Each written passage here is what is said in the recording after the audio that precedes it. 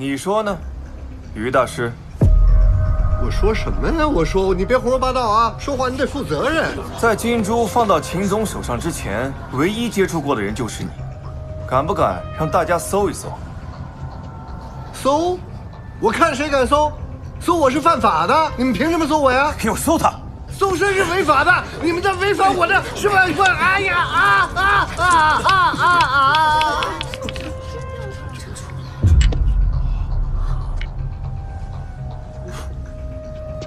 检查一下。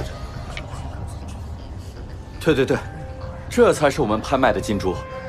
这里有一个微小的天然凹痕，鉴定的时候有着照片和视频可以作证的。于金海，你竟然敢骗我！你给我解释清楚！不是我，是他。他刚才从你手里抢过金珠，砸碎的时候，他把真的金珠调包了，现在栽赃陷害，诬赖我。哈！你不光是装神弄鬼的大师，你颠倒黑白也是一流的。我呸！你才颠倒黑白！你让我起来！让他起来说。我于静海设立玄奇堂数十载了，悬壶济世，分文不取，有口皆碑。这荆州谁人不知，谁人不晓啊？哎，我晓，我为大师证明啊！当时我把我的手表送给大师，大师都不要。就是你啊，你捣的鬼，你就想害死我妹？对啊。于大师神通广大，何必如此？于大师根本就不会干这种事儿。我看这个叶晨反而倒像是个骗子。是说的对。好啊，神通广大的活神仙是吧？行，今儿我就把你扒个精光。你还扒个精光？搞笑！你闭嘴吧，全场就你最傻，被人卖了还在帮人数钱。爸爸，你别听他胡说啊！秦耀东，你该不会觉得你腰间挂的那个是真的那个什么狼牙摸金符吧？不是，那不然呢？你好好看看，是不是要比普通的狼牙小一圈？那又怎么样呢？那可能三国时期比较远，那狼也小啊。狼，食肉啃骨，牙根通常圆润饱满。你看这个，它圆润吗？它磨损度也不够啊。依我看，它就是一个犬齿，还不知道从哪个死狗嘴巴上扒下来。于静海，你为什么骗我呀？哦，他说你就信。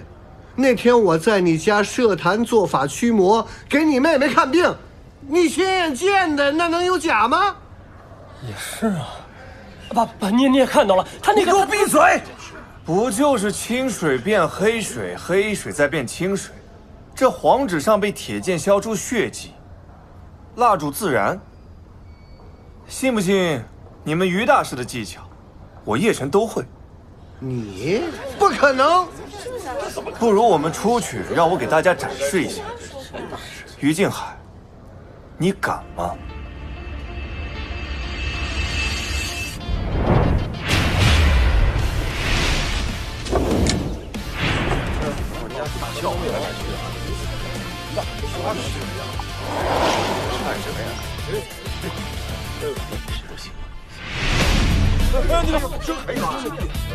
真有法术！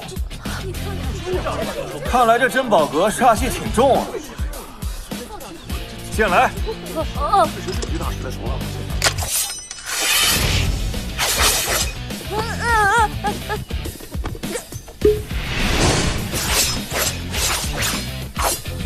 水星，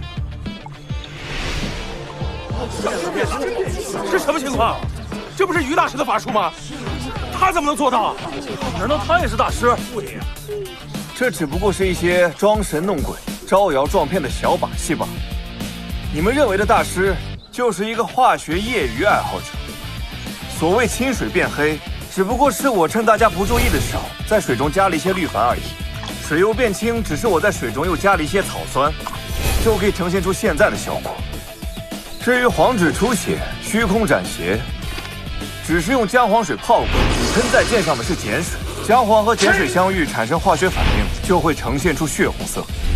蜡烛自燃更是简单，只需要把蜡烛芯用溶解了白磷的二硫化碳浸泡一下，二硫化碳在空气中极易挥发，白磷就会自己燃烧。哦，原来是这么回事儿，我们都被于静海给骗了。什么大师，他就是骗子！骗子！骗子！骗子！但是，我上次在秦府做法之后，秦小姐的病情确实有好转，这你怎么说呀？还要嘴硬？好，那我就让你见识一下。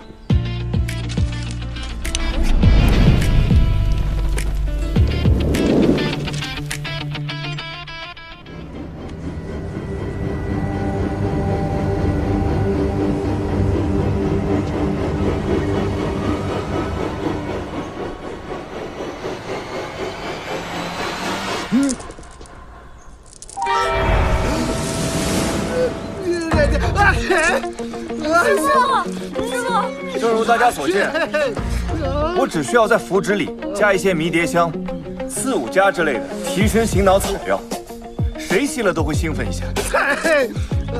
小雪也是这样，猛一刺激，看似有所好转，等药性过了，反而会使病情更加严重。谢谢大家收看《走进科学》，接下来就是法治进行时。于静海，你认罪吗？我？你什么你？你从一开始接近秦傲东就没安好心，为的就是那颗南海金珠。说什么帮秦傲雪治病驱邪，纯属扯淡。你唬住秦刚，让他拍下那颗南海金珠，其实你早就备有赝品，然后暗中调包。有救了。于静海，秦傲雪中毒，是不是你干的？没，不是我啊！我下毒，我真的我没下，我光谋财，我不害命啊！我当时就是这个肖薇薇，她让我帮个忙，干秦傲东那点小钱儿。结果这个秦傲东告诉我他妹妹得了怪病，我就想用这个病拿那个南洋金珠，我就一个求财，我不可能下毒的。这秦家那个公子傻乎乎，他说什么你都信。你才傻呢！我告诉你，你给我捡脸点。于静海，我真想不到你能做出这样的事情来。我今天也实话告诉你，刚才在出来之前我就已经报警了。你有什么事情，你去警察局给我好好解释。你报警了？你报警了？哎，我还报警呢！我告诉你报警，你真是你。现在想走太晚了些，老实待着吧。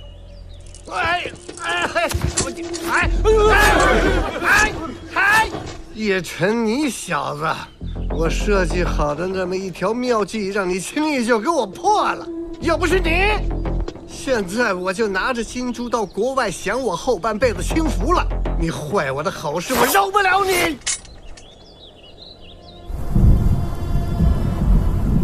于静海，你信不信我真的会法术？我会招雷引电劈了你。哪有什么法术？我倒是会一些武术。今天我看看到底是你先劈了我，还是我先用剑劈了你。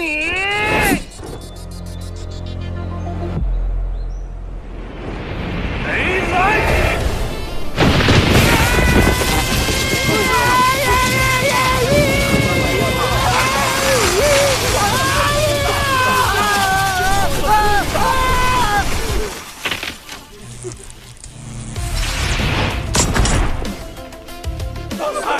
太山寨呀！这是小人我得罪，怪我永远不是泰山。杀人了！杀人了！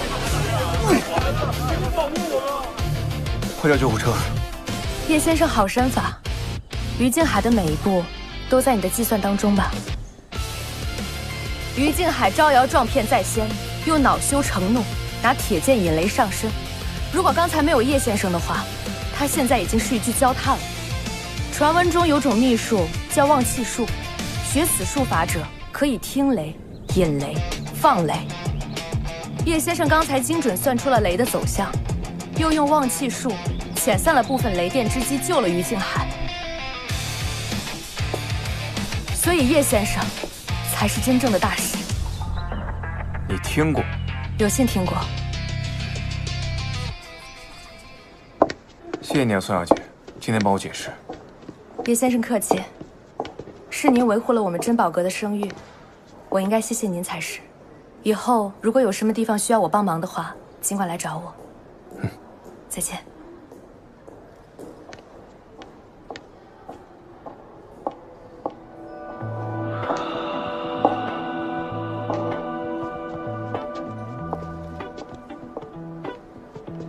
叶晨。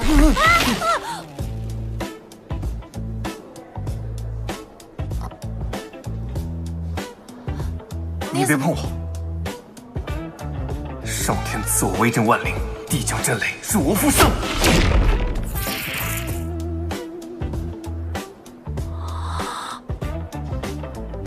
若荡黄云，恶云顶堆积，则雷。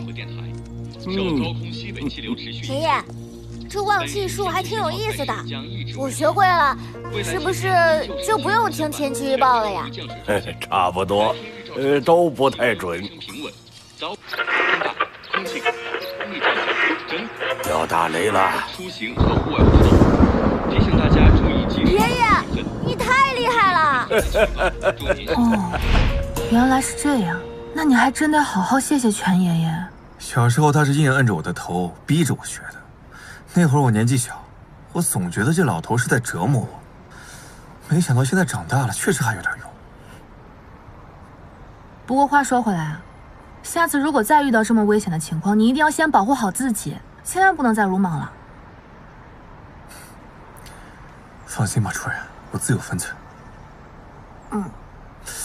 不过话说回来吧，这个宋婉婷，我们虽然是第一次见面，她就一眼看穿了我的招。我听说他们家那个宋老头已经很多年没有出现过了，年纪这么轻，还能掌控这么大一盘生意，不简单。我还是第一次看你这么欣赏一个人呢。哎呦，不是，我绝对没有别的意思，我就是单纯的欣赏。我们今天就第一次见面，我有别的意思吗？你温柔美丽，贤惠大方，是我狭隘了。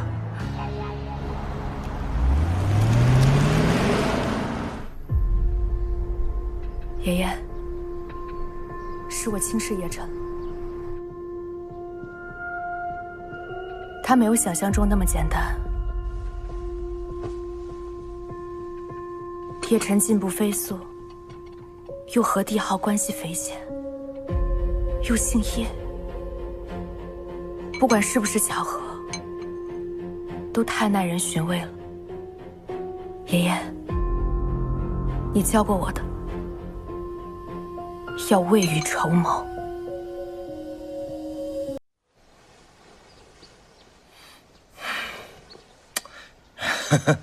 金玉其外，败絮其中的东西，也能够治病救人呐。不把令爱给救死，就算菩萨保佑你了。好说您也是一个做药的大买卖人呢。怎么想的你？是啊，这一不小心让小人给骗了，让师神医您见笑了。哎，不！你等会儿，你干什么呢，爸？啊！救不了你妹妹的东西，都是垃圾，扔了它。垃圾，1个亿呢？你给我也行啊。给你干嘛？给了你，不是还让骗子给骗了吗？你别让人给骗了，真是。那个于建海处理的怎么样了？那个疯了，傻了，什么也问不出来了。放心，既然我来了，自会尽力。哎呀，师神医，那就多谢您了。哎，不好意思啊，秦总不见客。老秦，我刚帮你个大忙，你不念我的好，你故意的吧？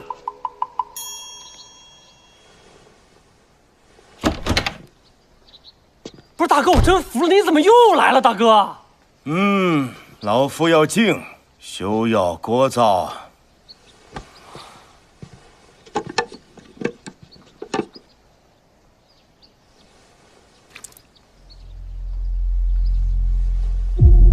白虎摇头阵法，这位小友倒有些见识啊，居然能够认出我这套针法，想必也是哪家名门之后。哎，老先生，我给您介绍一下啊，他可不是什么名门之后，他就是全荆州最出名的一个窝囊赘婿，就是没爸没妈的废物。小时候跟一个老头学过2天针针水水，看他演示过几次。不过他那个针可没您这个针好看，就是根铁签子，工欲善其事，必先利其器。若没我这特制的银针，绝难使出真正的白虎摇头针的功法啊！想必你那位老头也是在江湖上学了2下3脚猫的功夫，便到处招摇撞骗罢了。啊，叶晨啊，你看我的确很忙，咱们俩的事稍后再说。来人啊！哎，慢着！既然这位小友认出了这套功法，我便让他见识见识什么是真正的白虎摇头针。早听说师神亦喜欢提携后辈，果然是大家风范呐。那就是爱显摆。城门紧闭，以防邪风作祟。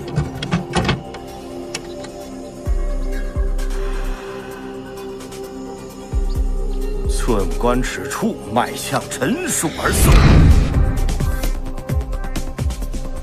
毒邪内陷，必生7尺。眉心发黑，毒气凝集。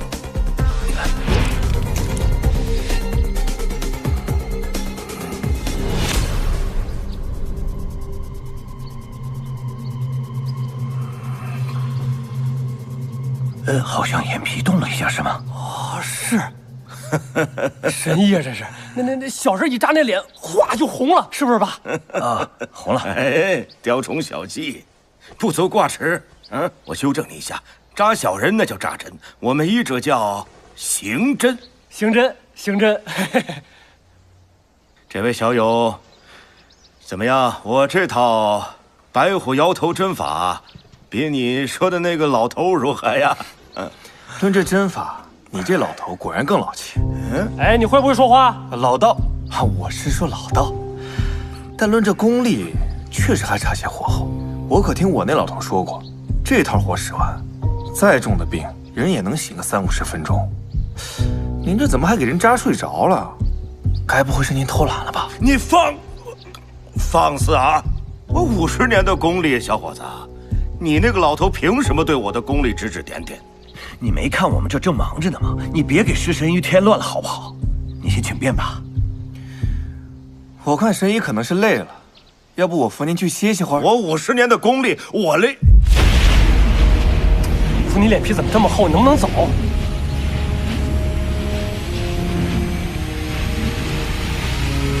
您要是不累，要不再试一下？我再说最后一次了，你要是……我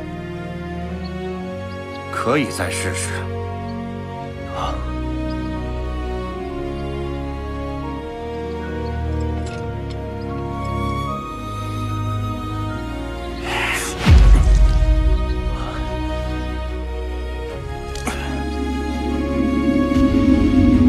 哎呀，醒了，小雪。哎，醒过来就好。师神医啊，你真是医术高明啊！感谢。师神医50年功力，果然名不虚传。那没别的事，我先告辞了。等等，我送你。不行啊，你刚醒，别起来啊！让他去送这位小友，适当的活动对他也是有好处的。那好，那你慢点啊！来，小雪，慢一点啊！这什么味道？还挺好闻呢。那就是那个，我妈在世的时候很爱点这种香，我打小闻惯了，所以比武的时候都会点上几根。哎，你不是说送我吗？你带我来这儿干嘛？那上次咱俩比武，我认输了，但不过我是有点不服的，咱俩还得比划比划。哎，行了，我服了，行了吧？那行，那不比划也行。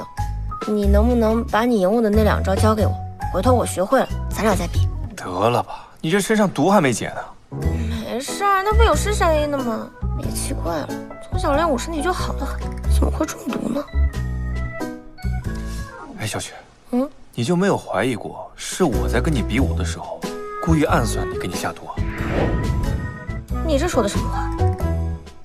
你赢我的那2招光明磊落的，你才不是那种放毒暗算的小人，你不是。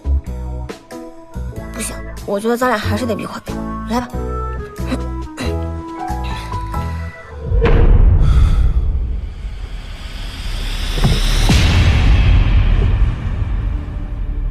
哎，小雪，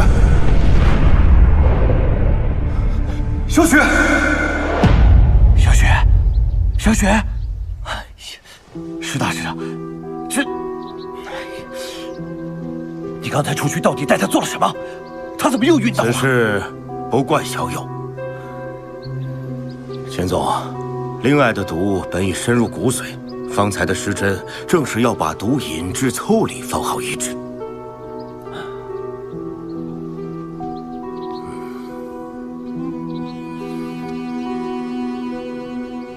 无头结阴之症，无头碱中毒，有救。那就拜托施神医了。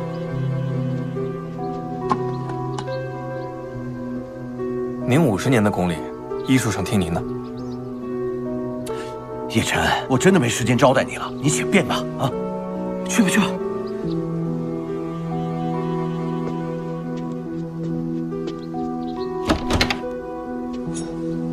施天齐，我听说过他，是一位很有名的神医，有他在，钱小雪一定会没事的吧？施老头说是无头碱中毒，但我总感觉哪里不太对劲。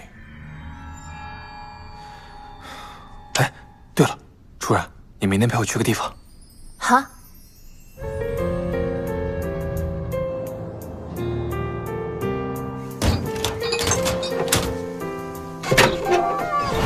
枸杞、山楂、陈皮、百合、藏红花。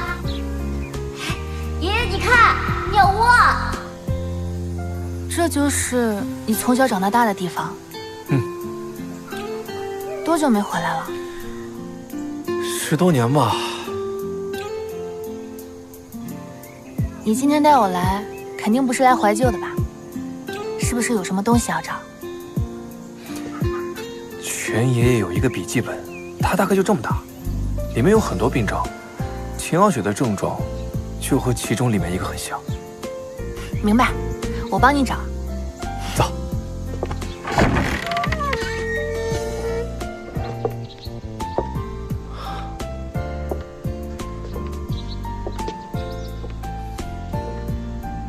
小白，我回来了。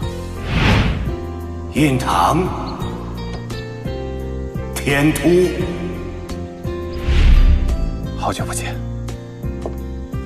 你在跟谁说话？来，主任，给你介绍一个我从小最好的朋友。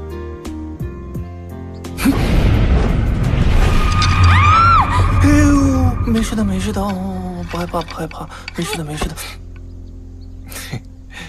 打个招呼嘛，来握个手，来，来。你好，主任女士，你好漂亮。是不是这个呀？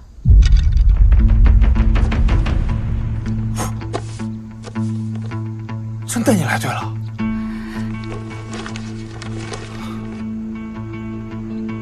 我就说，秦傲雪根本就不是无头碱中毒。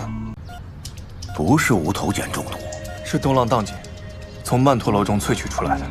曼陀罗全株剧毒，东浪荡碱也可致人昏厥，而且和无头碱中毒症状很像。无头碱中毒阻碍末梢循环，致人心律失常；曼陀罗中毒抑制汗腺，致人交感兴奋。在中医上，这两者同样会使人脉象沉数。两种毒呈现的瞳孔状态不一样啊！等等，你先别说了，我问你，你是医学生吗？等等你懂吗？等等，这位小友颇有来历，请继续。无头碱中毒瞳孔缩小，曼陀罗中毒瞳孔散大，而小雪的瞳孔呈不规则扩散，不像是无头碱中毒那样的针尖样瞳孔。你是一早就察觉了吗？没错，因为我已经知道小雪是怎么中的毒了。小雪有点香练功的习惯，有人把毒藏在了线香里，日积月累，毒素便在她身体里沉积下来。那间练功房平日里只有她自己使用，所以你们其他人没有事，不用怀疑，我已经帮你送检了。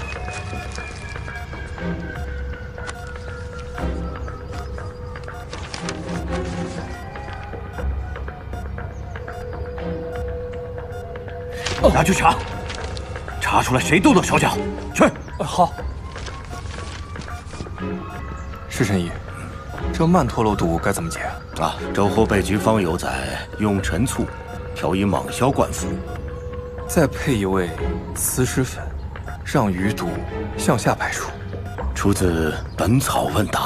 再配合七星灯火灸，在督脉要穴处燃艾，借热力引毒外透。这又是出自……哦，我爷爷的笔记，就是我之前说的那个老头。请问，老人家尊姓大名啊？全宝华。请再说一遍。全宝华。哎呀，小师叔在上，请接受老师之一拜。不可！什么小师叔啊？是这样啊，家师年轻的时候啊，受过师祖的指点教诲，那论辈分，我不得称你一声师叔吗？老师祖年轻的时候，在我们医界是名冠一方的高手啊，只是后来不知道这怎么就归隐了，神龙见首不见尾的。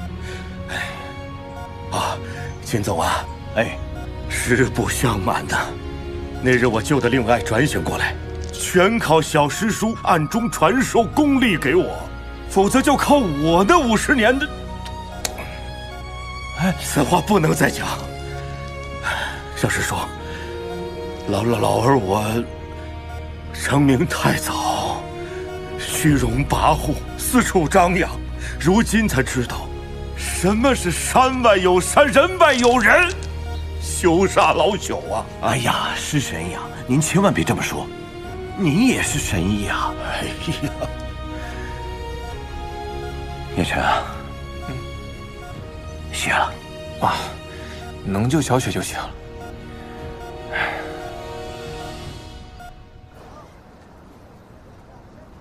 有米香又有桂花香，特别好吃。食材和做法也很简单。碗中倒入75克糯米粉，225克大米粉，搅拌均匀。准备105克温水，加50克白糖，搅拌至糖融化，切成自己喜欢的形状。盖上一层蒸笼布。这怎么你今天做上饭了？这样一款好叶晨去哪儿呢？哎呀妈，叶晨在忙呢，就别打扰他了。我就是自己闲着没事干做着玩的，你去忙吧。这个叶晨，真是的。想吃桂花糕，自己在家就能做。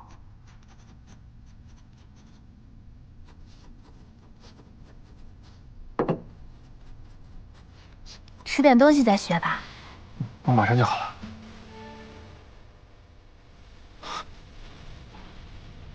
桂花糕，我刚学的，我也不知道好不好吃。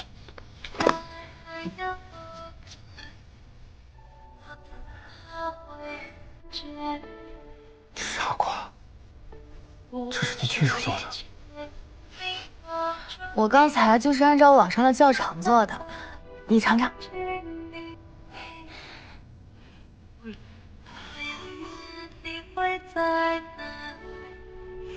怎么样？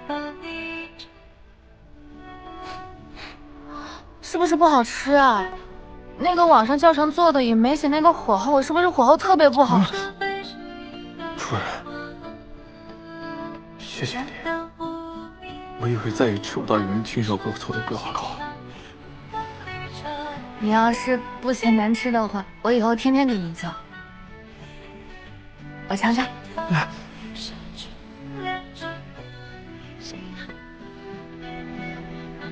这么甜，我糖放多了，这都发苦了。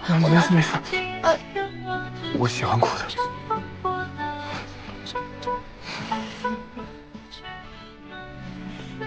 以后呢，甜的我也陪着你，苦的我也陪着你。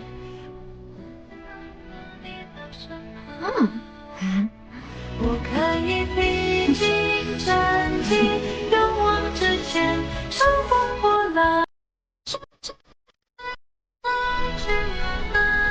黎明之前的时候，来到你的身旁。的天的时候，来到你的身旁。雪儿，雪儿。哎，你醒了，没事了，没事了，没事了。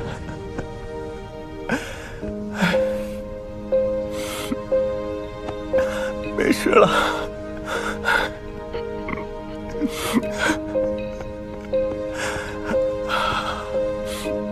没事了。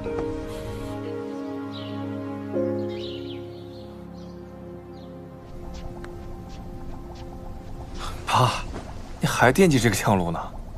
别喊啊，到时候你妈知道了，又该跟我干仗了。你要真喜欢的话，我想办法再给你弄一个。别瞎答应啊！我的工资可买不起啊！这钱红叶，不就是买了个宝石项链吗？啊，就天天的在朋友圈里面显摆的呀，虚荣小家子气，小门小户做派，上不了台面。哎妈，您别生气了，您说的对。对什么对了？人家那个宝石项链是追肖薇薇那个男的给送的，你看看你。妈，你可别忘了，之前是谁帮你把钱要回来的？就是嘛，你要没有小叶，咱们家早就……你还说人家小家子气？我不是那个意思啊。没关系，没关系，妈，没关系。我开门去，开门去。来了来了，宋大小姐，请问叶晨先生在家吗？在呀，快请进。来，不用脱鞋啊。哎呀，这怎么还拿礼物呢？快请进啊，快坐啊。哎，谁呀？我秦小雪。你找谁呀？我找我师傅啊！师傅，我给你送礼物了。师傅。哇！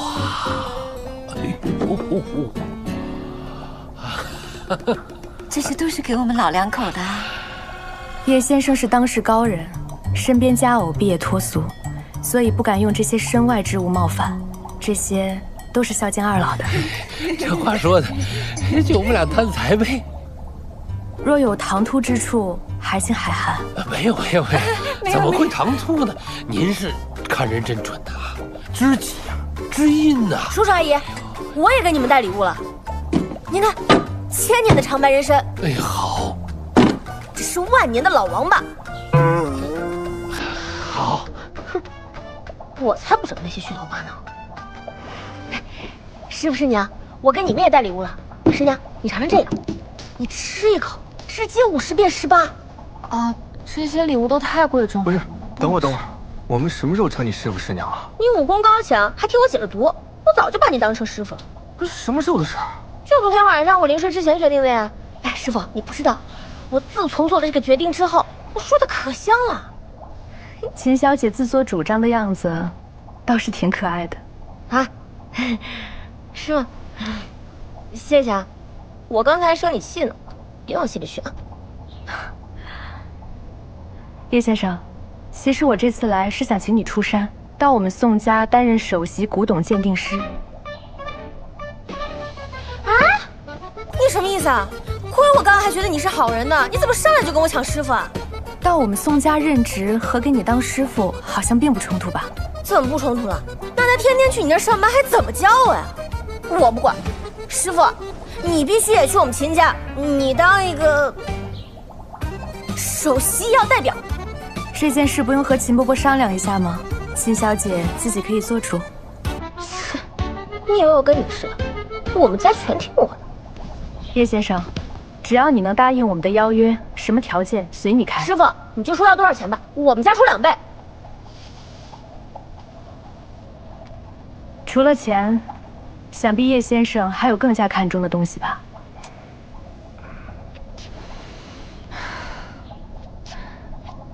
老公，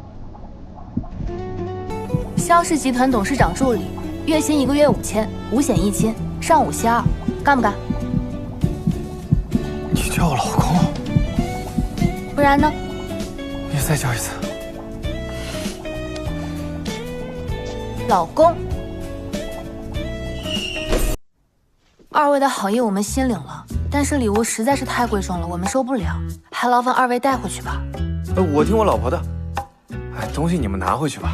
我就是一个简单的上门女婿，没多大心智，只想做好我老婆的贤内助。叶先生也不用妄自菲薄，你还可以再考虑考虑，我们宋家的大门随时为您敞开。这么容易就放弃了，一看就不诚信。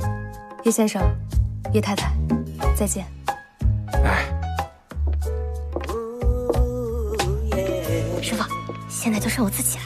秦小姐刚大病初愈，还是早点回去休息吧。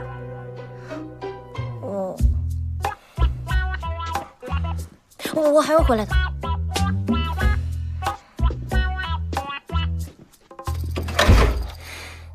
老婆厉害，3下5除2就帮我解决了。厉害什么呀？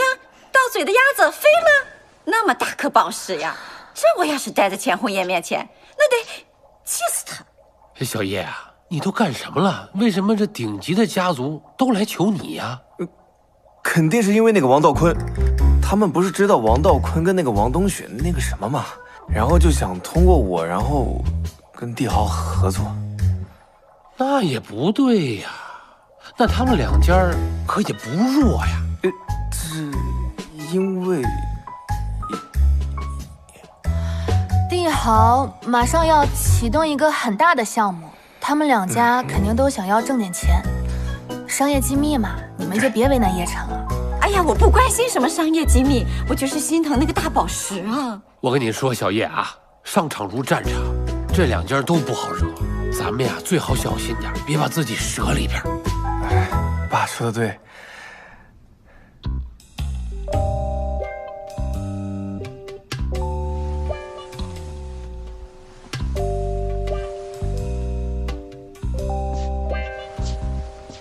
老婆，你说我是不是该晋升转正了？我觉得爸说的对，叶先生现在可抢手了，又是秦家千金登门拜师，又是宋家家主上门聘请，这二位可是高攀不起的大小姐，今天为了争你都面红耳赤了。我就在想吧，我这个小庙可能委屈了叶先生，毕竟当时呢，你也是被迫跟我结婚的，叶先生。要不再考虑考虑？我考虑什么呀？叶先生已经跟以前不一样了，以后还是我睡地铺。哎呦不，我绝不委屈，我怎么能让你睡下面呢？不管他们是谁，我心里只有你。虽然咱们结婚是假的，但已经过了这么长时间，你总该明白我的心意了吧？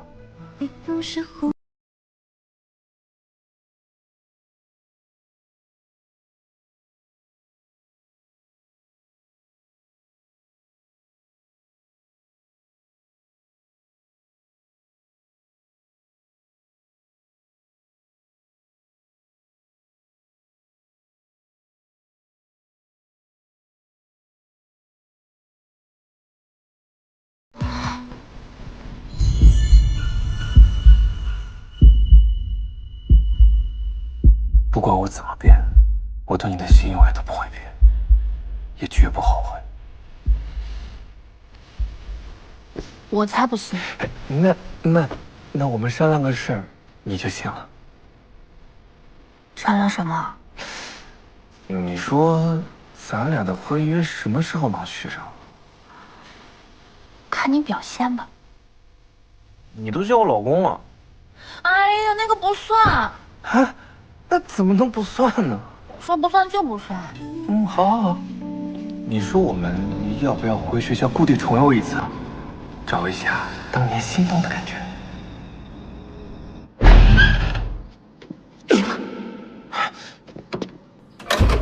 你怎么又来了？我都说了我会回来的，师傅。谁是你师傅了？哎呀，你赶紧走，赶紧走，赶紧走！来，谢谢。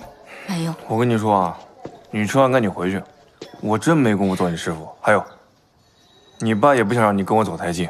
这是我和你之间的事情，跟我爸有什么关系？反正你这个师傅我是认定了。你为什么呀？因为我要向你学习，你真的是我遇见过最好的对手了。我要把你身上的功夫都学会以后，我要再跟你比一次，我肯定能赢过你。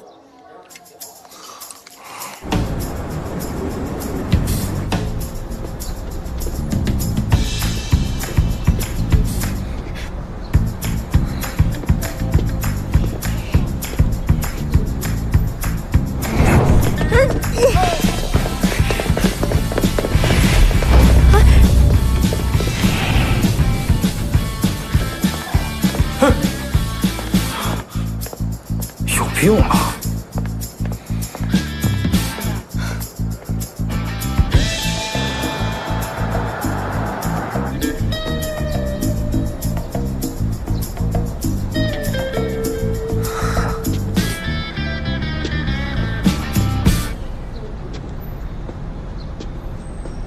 师傅，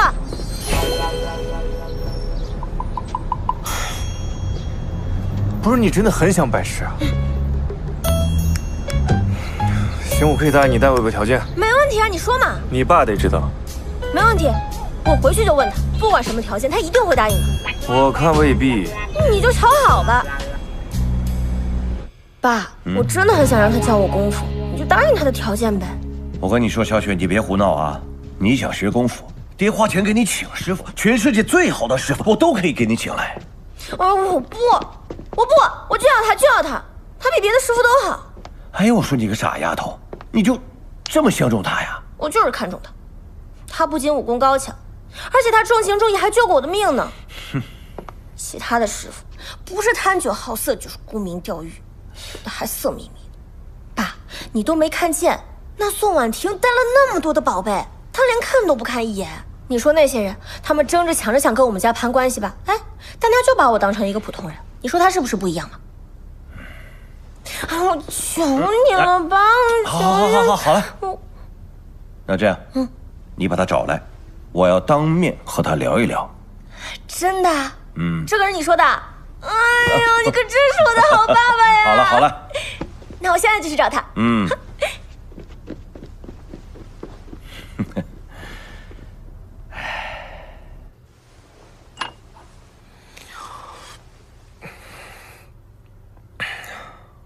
茶不错，下次能不能换个大点的吧？这多不解渴。聊正事吧，查到是谁给小雪下的毒了吗？我还没查出来线香到底是在哪个环节被人掉了包。我现在安排小东去查了，不过你放心，我一旦查出了是谁下的毒，我绝不会放过他。那秦总特意把我叫过来，难道是想把药方直接交给我？药方是故人所托，我是绝对不会交给你的。不过，我可以把我生命当中另外一件宝贝交给你。和药方比起来，它在我心里更要重要到10倍、万倍。你和萧初然离婚，娶小雪，做我秦家的上门女婿。你们这些老古董怎么动不动就往联姻上想啊？只要你肯答应，秦家所有的资产还有资源，都任由你支配。这都什么年代了，怎么还有你这样当爹的？你不就是想给你李阿姨报仇吗？你娶了小雪，做了秦家的上门女婿，想查老丈人，那不是近水楼台先得月吗？你是觉得给小雪下毒的人是有些手段，所以故意把我安插在他身边，时时刻刻可以保护他。我还真是没有看错人。我知道，能在我秦家神不知鬼不觉给小雪下毒的人，背后势力一定不简单，所以我想在你身上赌上一把。背后指使你来讨药方的人也不简单，但我非常确信，我可以开出更高的条件来。只要你站在我这边，保护好小雪，远离是非，以后别再打药方的主意了。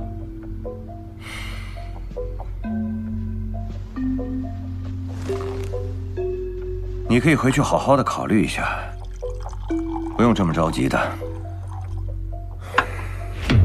你还考虑什么？就这么决定吧。我说过，我有自己的办法。你不管用什么办法，只要最终达到目的才是最重要的。少爷，这可是千载难逢的绝佳机会啊！有道是，大行不顾细进，大礼不辞小让。你少给我扯这些文绉绉的，我读书少，听不懂。难道你不为少奶奶着想吗？不是关初然什么事儿啊？当然跟他有关系了。现在还不能排除秦刚杀害李阿姨的嫌疑。这么一个心狠手辣的人，你敢保证他为了让你娶上秦傲雪，不会对少奶奶动手吗？少爷，咱们不如将计就计，先利用秦傲雪接近秦刚，查明凶手，找回药方。到时候，你可以跟少奶奶再复婚，未尝不可呀。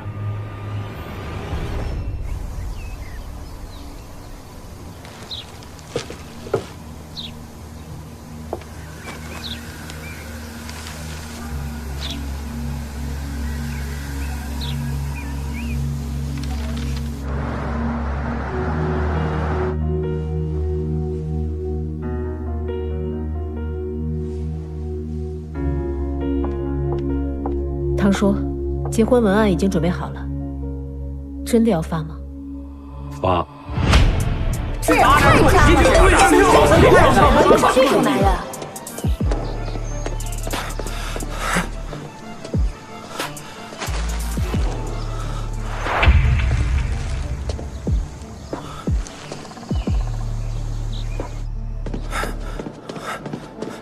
哎，爸妈，那个初然回来了没？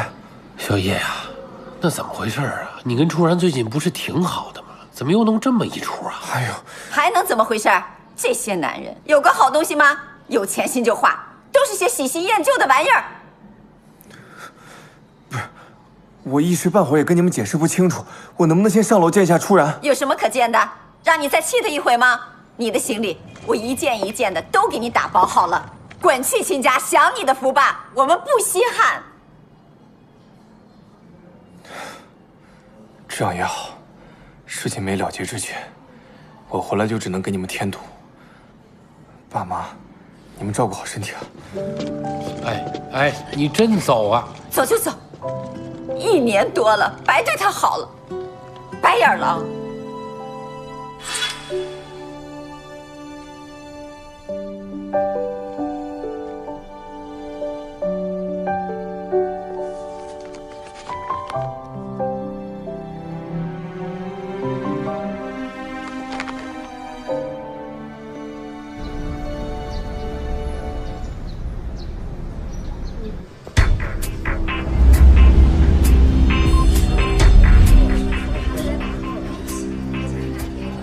你找我有事儿？走。明天白金汉宫有个很重要的仪式，你知道吗？全世界都知道吧？我是来邀请你的。你确定？当然确定了。我和叶晨都希望你来。行，你回去告诉叶晨，我一定来。